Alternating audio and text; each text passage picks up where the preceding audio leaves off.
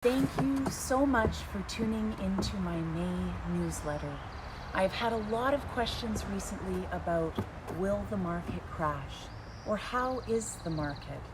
Now, when it comes to these big questions like how is the market, I always say it depends.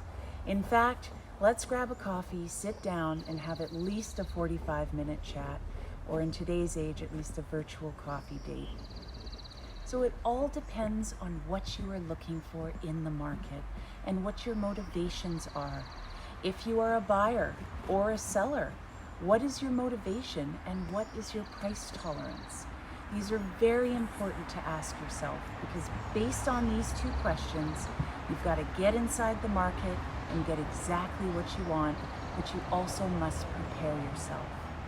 So in order to get inside the current Victoria market, it is vital and important to understand the active listing count and the sales count, which can be viewed as indicators of housing supply and demand respectively.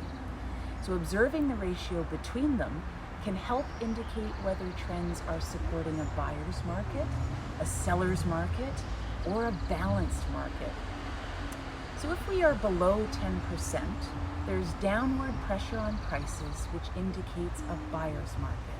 If we're above 25%, there's upward pressure on prices, which indicates a seller's market.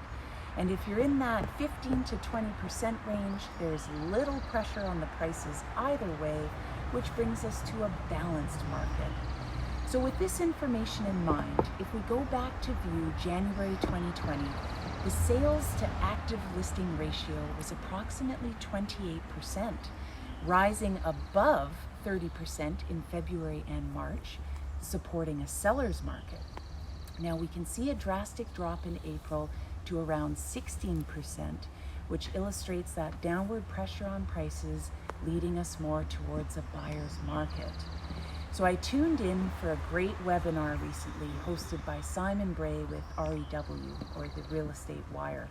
And they recently surveyed more than 1,000 Canadians about how the COVID-19 crisis has impacted their home buying and selling plans.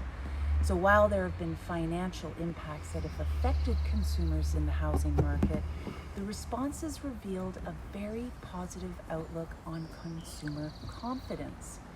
So most consumers have appreciated the digital platform shift of virtual and video tours. And I also appreciated hearing feedback from consumers about what they wanted more from realtors. It was good to hear that a lot of realtors were doing what people were hoping, and I especially love that people want to see the good, the bad, and the ugly of properties, especially if we can't view them in person the way we would normally when looking for homes. So one possible bright spot, given how hot the market was to start in 2020, the sudden decrease in new listings being added could mean that when the pandemic ends, we'll see a massive influx of available properties and heightened consumer demand. Now that's only speculation at this point, but on website platforms, we are starting to see daily site traffic return to pre-coronavirus volumes. So for those of you who are thinking about sitting on the sidelines waiting for the prices to crash, remember 2008 and what happened. Prices started stabilizing very quickly in the housing market. Now remember, we're in a very unique market here in Victoria. There's always interest as we have the best weather. We're surrounded by ocean and beaches and the best weather. I can't say it enough because my in-laws are experiencing 4 degrees in North Bay and still snow. Sorry, Barb and Monty, I had to throw that in there. So in essence, thanks for joining me today. Please don't hesitate to contact me to discuss your real estate needs or concerns.